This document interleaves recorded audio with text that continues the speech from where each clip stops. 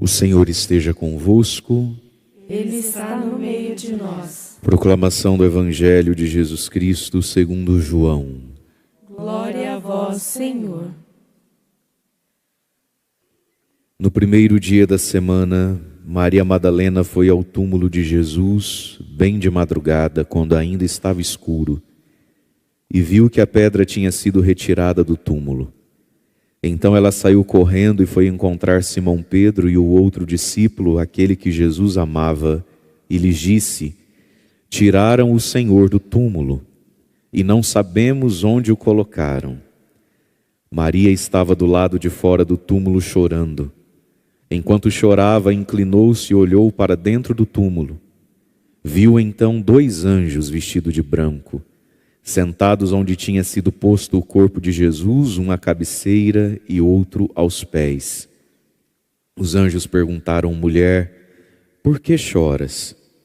Ela respondeu: levaram o meu Senhor e não sei onde o colocaram. Tendo dito isto, Maria voltou-se para trás e viu Jesus de pé, mas não sabia que era Jesus. Jesus perguntou-lhe: mulher, por que choras? A quem procuras?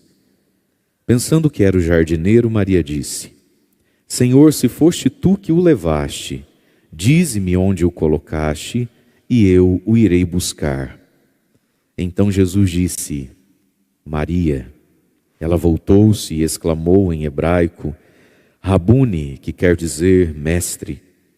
Jesus disse: não me segures, ainda não subi para junto do Pai, mas vai dizer aos meus irmãos: subo para junto do meu Pai e vosso Pai, meu Deus e vosso Deus. Então Maria Madalena foi anunciar aos discípulos: eu vi o Senhor, e contou o que Jesus lhe tinha dito. Palavra da salvação. Glória a vós, Senhor.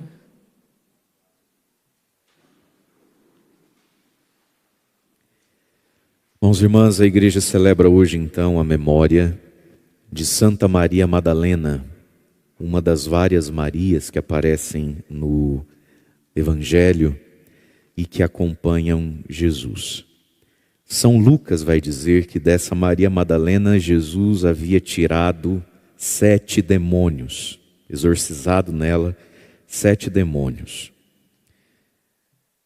A tradição, as culturas e até mesmo os intérpretes da Bíblia por muito tempo resumiram todas as Marias que aparecem na Bíblia numa Maria só, na Maria Madalena.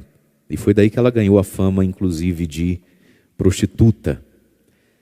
Mas a gente não tem como afirmar que Maria Madalena era ou foi, na sua vida, prostituta. Não necessariamente ela é a mesma Maria que lavou os pés de Jesus com o perfume. Quando o fariseu disse: se ele fosse o Messias mesmo, ele ia saber que essa mulher relando no pé dele é prostituta. Não necessariamente não são a mesma Maria. Fato é que ela teve 7 demônios. Então, boa coisa também, não é? A pessoa ter 7 demônios, você mesmo, tem quantos demônios? Já parou para pensar? Não deve ser mais que 3 ou 4, não é verdade? Não é possível. 7 é muito. E 7 na Bíblia é também totalidade, é um arquétipo humano da perfeição. 7 são os pecados capitais, né? Portanto, uma mulher totalmente desgraçada, totalmente enferma. Porque também na Bíblia, quando se diz tirou um demônio, era às vezes algumas doenças físicas. Fato é que era uma mulher muito ferida e muito distante de Deus. E ela foi tocada por Cristo. Recebeu de Jesus uma cura profunda, muito grande. E o que foi que ela fez com essa cura tão grande? 7 demônios. Mas se a Bíblia diz, se São Lucas anota que Jesus, da qual haviam saído 7 demônios, então essa mulher, ela viveu algo de extraordinário. E que os outros viram ela vivendo também. E o que ela faz com isso então? Ela se torna discípula. E Maria Madalena então, com o passar do tempo, ganhou o título, muito justo, de apóstola dos apóstolos, porque é ela a primeira a ver o ressuscitado e é ela quem vai anunciar aos apóstolos, inclusive a Pedro: eu vi o Senhor. Olha a mudança dessa vida, olha a mudança dessa história, de alguém totalmente excluída da graça, totalmente enferma em todos os níveis, para alguém que agora vai ser apóstola dos apóstolos. Essa é a transformação que Jesus Cristo faz naquele que se dispõe a não pegar o milagre, a não pegar a cura, a não pegar o benefício e ir para casa gastar sozinho. Porque Jesus exorcizou muitas pessoas, Jesus curou muitas pessoas. Mas essa devolução que cada um faz ou não faz de si a Deus é que acaba fazendo toda a diferença. E essa mulher então vai seguindo Jesus, e várias vezes na Bíblia ela está no grupo das mulheres que ajudavam, que estavam por ali. Portanto, alguém que resolveu viver uma vida consagrada, uma vida de relacionamento, uma vida de aliança com Jesus, se dispor a Jesus. E aí ela vai aparecer então no Evangelho de hoje como a imagem da esposa do Cântico dos Cânticos. Essa primeira leitura nos ajuda a entender a alma e o coração de Maria Madalena, mas também de cada um de nós. Na sua Bíblia tem um livrinho lá dentro dele chamado Cântico dos Cânticos. Ele foi escrito por Salomão, que também escreveu o livro da sabedoria. E é um romancezinho, é um jogo poético, como que um grande teatro, uma peça teatral, um jogral, onde quem conversa é o esposo e a noiva. O noivo e a noiva conversam, depois o esposo e a esposa, homem e mulher. Então é um livro de poesia de um homem apaixonado pela sua esposa, onde ele rasga e tece elogios à sua amada, e onde a amada devolve palavras de amor e de busca ao seu amado. É um livro belíssimo, de amor humano mesmo. Mas nesse amor humano mesmo, é por isso que esse livro está na Bíblia, essa esposa é a igreja, e essa esposa é a alma de cada um de nós, também dos homens, né? A alma esponsal. E esse noivo e esse esposo é Jesus em relação à sua igreja, é Jesus em relação a cada um de nós. Nós nascemos para um matrimônio espiritual, casar-se com Deus, ter Deus por esposo, ter aliança com Ele. E quem não faz essa busca, quem às vezes não se interessa por isso, ou quando muito diz assim, eu vou casar com Jesus, não, a gente só está ficando. Né? A gente só está ficando.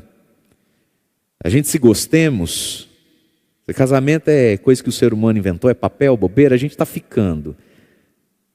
Às vezes a gente se contenta em estar ficando com Jesus, a gente corre o risco de encontrar 7 demônios ao longo da vida.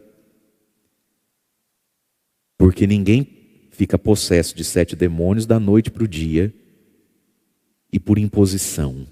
Essa mulher foi para onde parou por escolhas, por consequências, por atropelos, por erros, até que ela é tocada por Jesus. E aí então esse Cântico dos Cânticos de hoje retrata bem a experiência dela. Eis o que diz a noiva, a pessoa que foi desposado por Deus, por pura misericórdia, sem merecer. Jesus nos tocou, entrou na nossa vida de algum jeito e nos convida para se casar com Ele. Agora vem a resposta da noiva. Cântico dos Cânticos, capítulo 3. Em meu leito durante a noite, busquei o amor da minha vida, procurei e não encontrei. Essa é a imagem do ser humano que corre o risco de se perder na noite, procurando o amor da vida, procurando o sentido das coisas, no sozinho, na intimidade. Procurei e não encontrei. Aí vem o toque da graça, ó. Versículo 2. Vou levantar-me. A gente precisa se levantar, a gente precisa decidir isso, ou pôr no soneca, né? Vou levantar-me e percorrer a cidade, ruas e praças, procurando o amor de minha vida. Procurei e não encontrei. O ser humano que falha, que na sua boa vontade tropeça, não consegue, peca de novo, não encontra o sentido das coisas.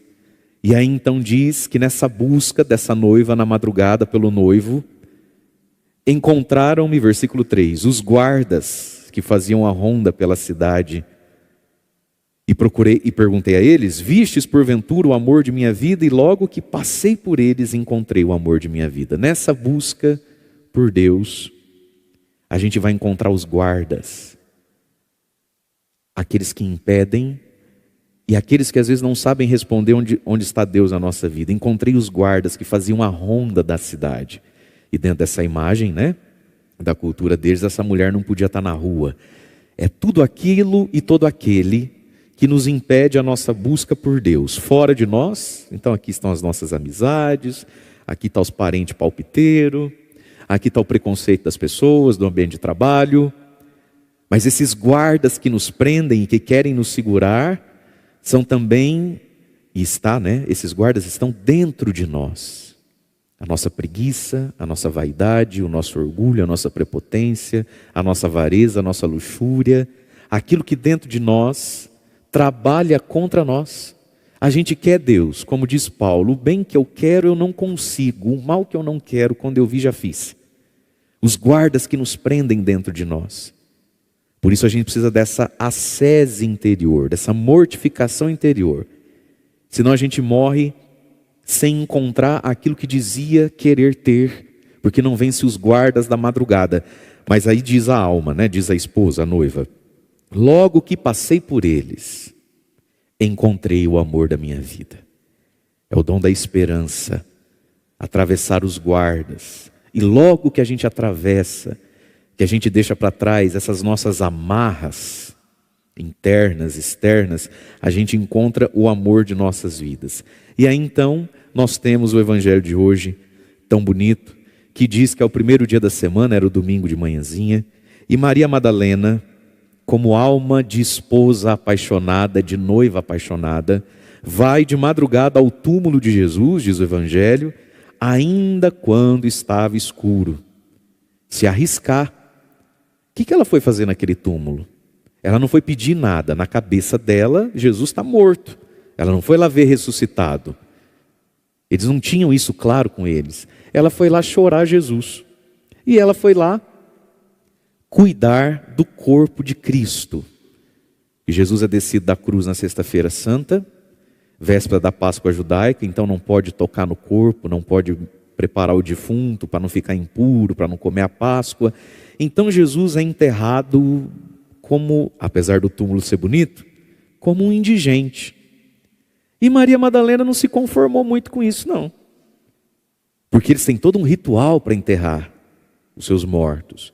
E acho que ela pensou assim: poxa vida, tanto defunto ruim, tanto homem que Deus o livre, recebeu todas as dignidades de um morto, mesmo sem merecer. E Jesus enterrado de qualquer forma? Não, eu vou lá.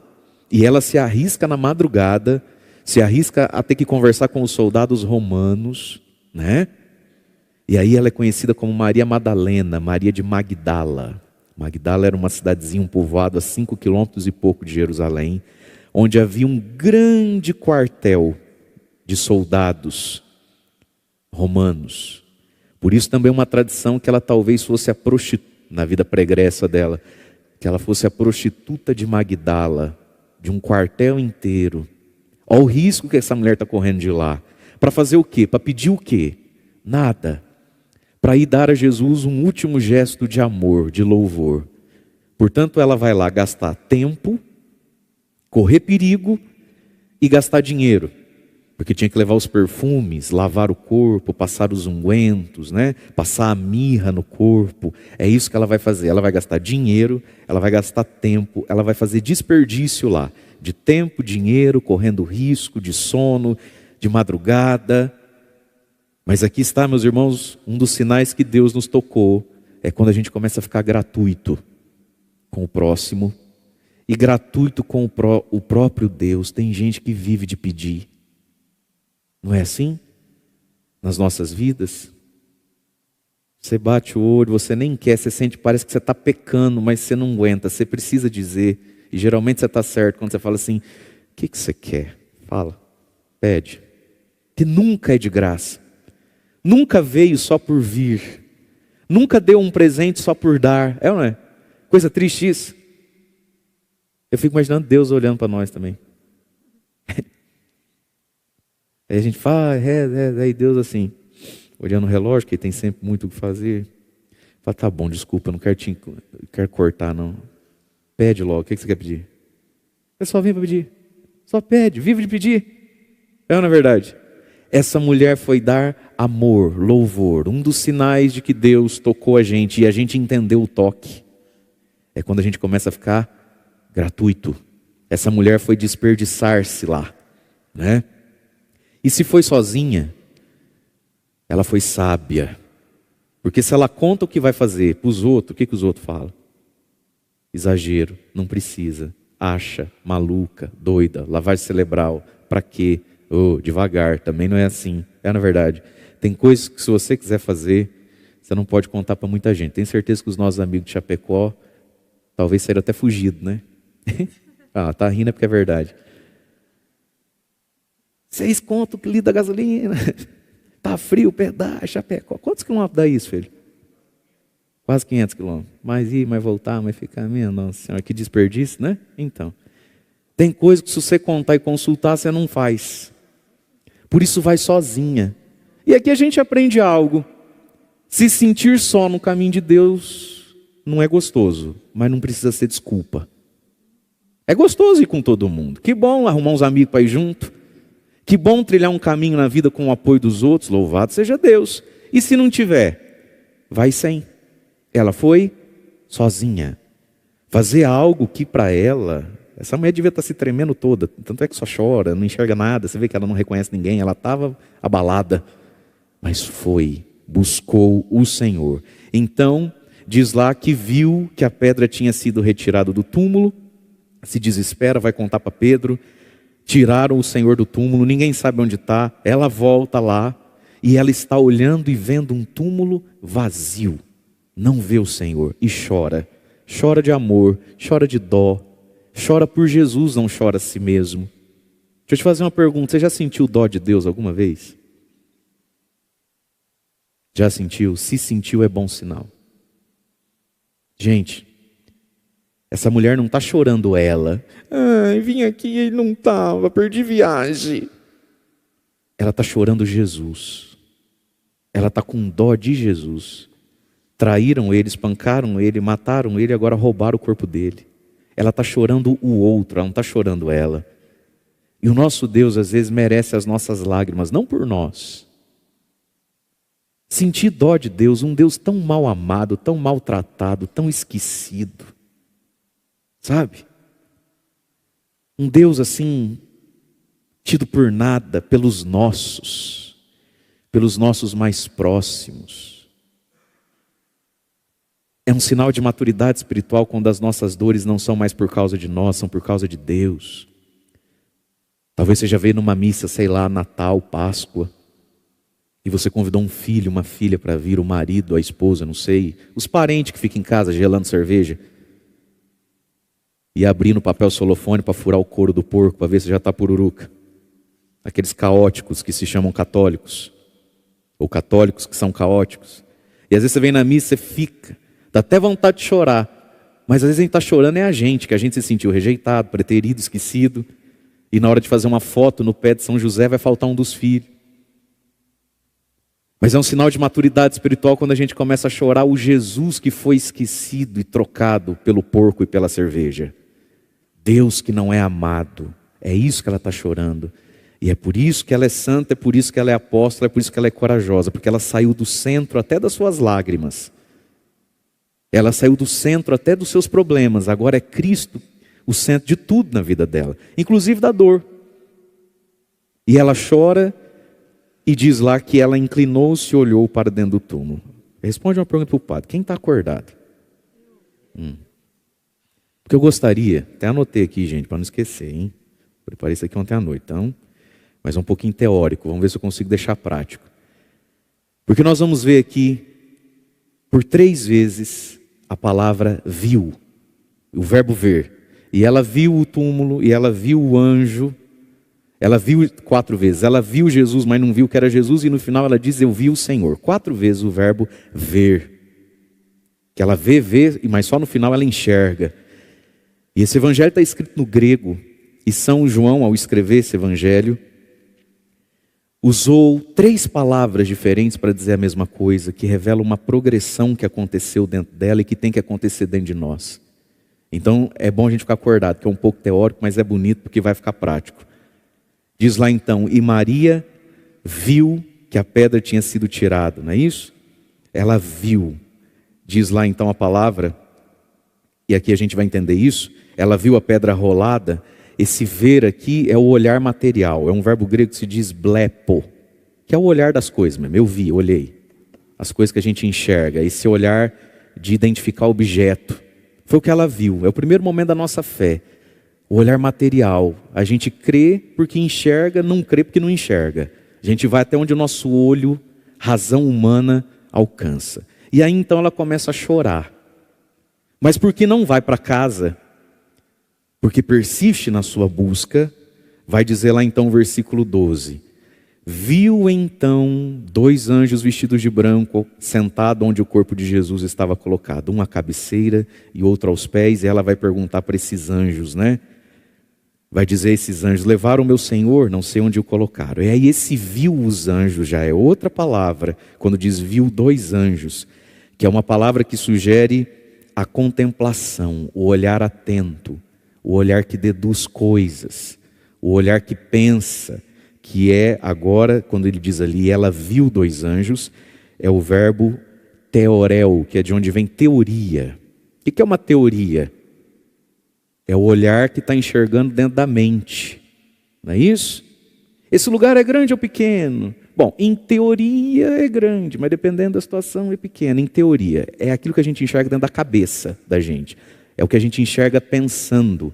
E é o enxergar fruto de quem se esforça e produz uma teoria. A teoria da relatividade. Você enxerga aqui.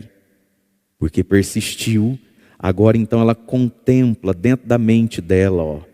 Ela começa a perceber que aqueles 2 homens, em teoria, podem ser anjos. Por que tem 2 caras aqui falando comigo? Coincidência ou providência? É a fé que se aprofunda.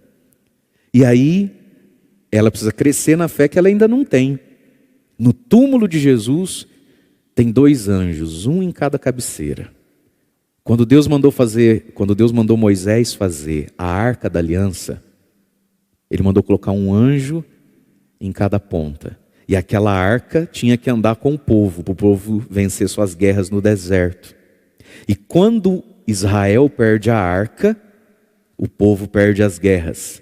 Então, o corpo de Cristo perdido é a nossa arca da aliança, é a nossa vitória nas guerras. E ela chora porque ela não tem a arca da aliança. No corpo de Jesus está a lei, o maná e a proteção de Deus. Só que ela ainda está aprendendo e ela continua chorando, né? Tendo dito isto, voltou-se para trás, viu Jesus, mas não sabia que era Jesus. Esse viu de novo, o teorel. Ela está aprendendo a ter fé dentro dessa cena. Não sabia que era Jesus. E aí Jesus pergunta para ela de novo: mulher, por que choras? A quem você procura? A pessoa que procura Deus, mesmo em e através das lágrimas, das dores. Quem você procura? E uma mulher que não se contenta mais com os anjos. Ela precisa de Deus. Nem o anjo resolve a situação dela mais.